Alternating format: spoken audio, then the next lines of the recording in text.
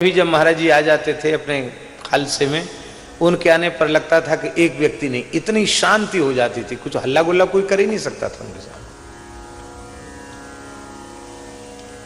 तो कुछ लोग मन में इस तरह का भाव रखते थे। बहुत पुरानी बात है, अंग्रेजी शासन की बात है।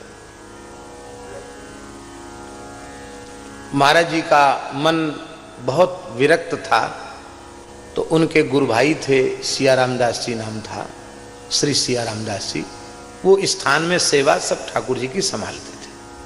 तो महाराज जी निश्चिंत रहते थे कि भाई महंत तो हम हैं, लेकिन महंत तो वस्तुतः हमारे गुरु भाई यही सब सेवा देखते हैं। तो महाराज जी ने सोचा कि ये सेवा देखते ही हैं। और उस जमाने में सन 40-42 की बात होगी महाराज जी, उस जमाने में 32 रुपया महीना आता था कलकत्ता से मनी ऑर्डर।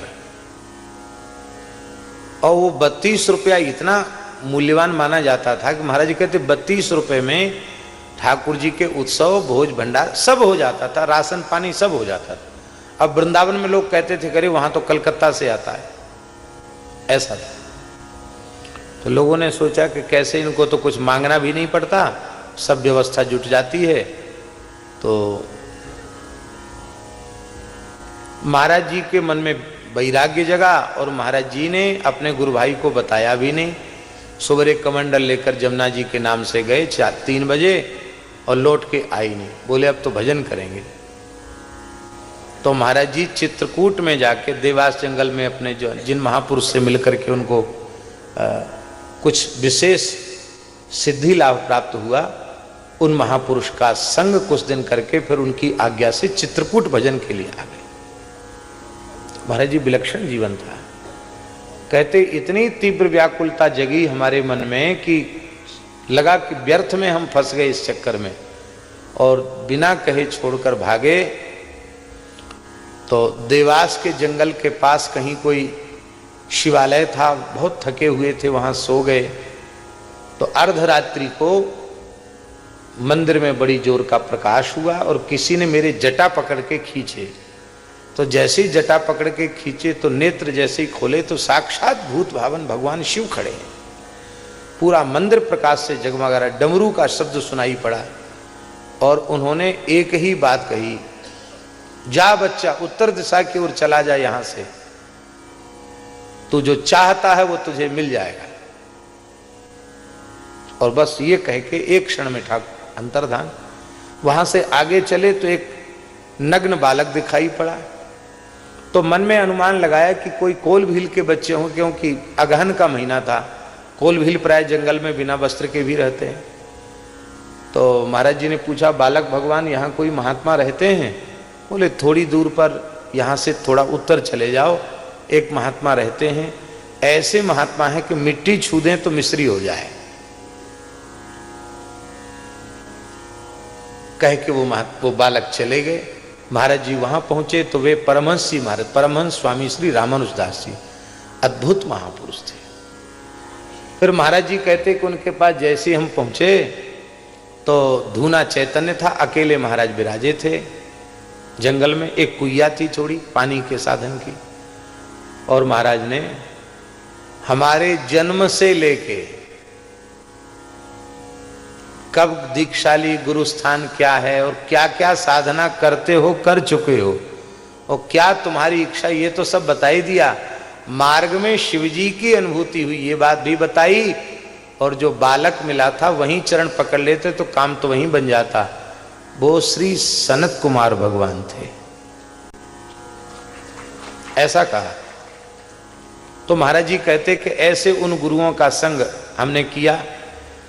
तो ये उसी समय की बात है जब छोड़ के भागे थे। तो चित्रकूट में भजन के लिए बैठ। अब इन लोगों ने सोचा स्थान कैसे बर्बाद हो, ईर्ष्या रखने वाले लोगों ने। तो एक बंगाली गुरु भाई था महाराज का, बंगाल में सिवकाना था, उससे बंगला भाषा में एक पत्र लिखवाया, जहां से महाराज जी पैसा आता था। डाक खाने में एक समिति जैसी बनाई हुई थी अंग्रेजी शासन में, और वो महाराज के गुरुजी के जो सेवक थे, तो गुरुजी ऐसे थे कि आज जो आ गया आज ही समाप्त कर देना, कल के लिए नहीं छोड़ना। तो गुरुजी के लीला करने के बाद सेवकों ने कहा कि महाराज स्थान कैसे चलेगा, इसलिए थोड़ा सा कुछ जमा कर दिया था, उसका 32 रुपए आता था। तो वो वहां जो एक घोष बाबू थे, उनके हस्ताक्षर से वो पैसा वहां से आता था। उनके पास चिट्ठी लिख दी। चिट्ठी में क्या लिखा कि ठाकुर जी का सोना चांदी और लेके, और जो महंत था जवान था वो एक महिला को लेके भाग गया, अब स्थान में कुछ नहीं है। इतनी झूठी बात। और वो ऐसा विचित्र खोपड़ी का था वो व्यक्ति, बंगाली, बहुत पढ़ा लिखा था, लेकिन उसने पैसा बंद कर दिया। बोले पहले जाके जांच करेंगे तब देखेंगे। अब जांच करने जब फुर्सत मिलेगी तब जाएंगे। अब पैसा आना बंद हो गया। और मूल पुरुष ने यह आदेश दिया था कि हमारी परंपरा का कोई साधु कभी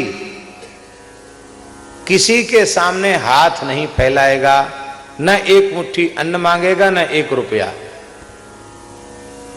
आकाश वृत्ति से निर्वाह होगा, ये उन्होंने कहा था। बड़े फक्कड़ लोग थे, विरक्त लोग थे, अपने आप, और जो आ जाए आज ही खर्च करना। ऐसी परंपरा महाराज के गुरुजी तक तो चली। तो अब मांग सकते नहीं, कहां मांगने जाए, बड़े दुखी बेचारे।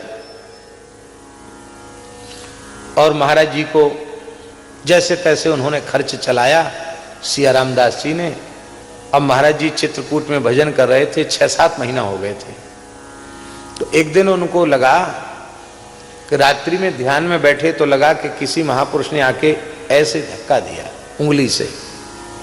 तो नेत्र खोला तो कुछ नहीं दिखाई पड़ा। बार बार जब बैठे ध्यान में तब कोई ऐसे धक्का दे सिर में। उनको लगा कोई यहां का सिद्ध विघ्न कर रहा है साधन में, क्या है, क्या बात है। तो बहुत व्याकुल हो गए और कहा भाई आप यहाँ के महापुरुष हैं, भजन में विक्षेप क्यों करते हैं, आपको तो सहयोग करना चाहिए, सामने आइए, आप कौन हैं। तो कहते जैसे ही हमने दुखी होकर ऐसा कहा तो सामने एक महात्मा प्रकट हो गए। उन्होंने कहा बेटा क्षुब्ध मत हो, मैं यहाँ का महर्षि अत्रि हूं, तुम्हारा साधन पूर्ण हो चुका है। साधु का धर्म है अपने गुरु स्थान की तनमन प्राण से सेवा करना। तुम्हारे ठाकुर जी को भोग लगने की समस्या आ गई है, गुरु भाई बहुत दुखी हैं, वो भी बेचारे छोड़ के चले जाएंगे, अब तुम वृंदावन में ही रह के भजन करो, गुरु स्थान की सेवा संभालो। ऐसा कहा। महाराज जी कहते तत्काल हम वहां से चल पड़े और यहां आए। गुरु भाई से कहा कि यहां कोई कमी तो नहीं होनी चाहिए, क्या बात है। उन्होंने बताया महाराज इतने महीना हो गए कुछ आए नहीं, 1 पैसा नहीं आया, हम क्या करें महाराज।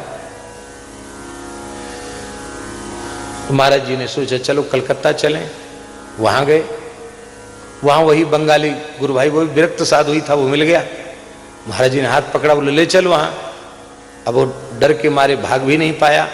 वहां गए तो उस व्यक्ति ने चिट्ठी पढ़वाई। बोले महाराज जी इन महंतों के हस्ताक्षर हैं और ये चिट्ठी है, ये है इसका आशय, बंगला भाषा में लिखी है, इसके भी हस्ताक्षर हैं। तो महाराज जी बोले कि श्रीमान जी पढ़े लिखे अंधे हो क्या, मेरी ओर देखो, मैं चरित्रवान साधु लगता हूं कि दुष्चरित्र लगता हूं। इतना कहते उसने उठ करके प्रणाम किया।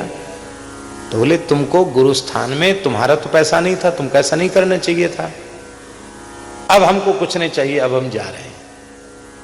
और उस व्यक्ति को महाराज जी ने कहा कि तुमने गुरु स्थान के प्रति अपराध किया, तुमको ये दंड है कि अब द्वारा लौट के वृंदावन कभी दीख नहीं जाना, बस इतना ही है, और तो हम कुछ नहीं कह सकते।